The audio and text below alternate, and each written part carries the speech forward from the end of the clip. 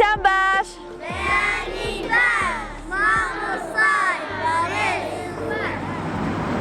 قوتابیان ئەمڕۆ چالاکیەکەمان یۆگاکردنە.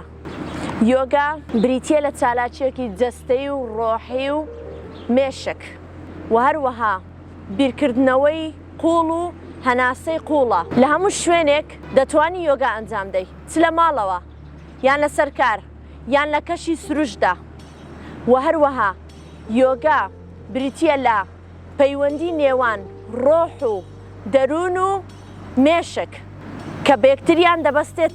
یۆگا سوودەکانی بریتین لە ماسولکەیەکی بەهێز، هەروەها لێدانی دڵ و تەندروستی دڵ زۆر باش دەکا. وەجگە لەوە دەتوانیت جەستەیەکی بەهێزمان پێ ببەخشێ. جگە لەوەی کە یۆگا سوودی هەیە، زیانیشی هەیە. زیانەکانی چین یۆگا؟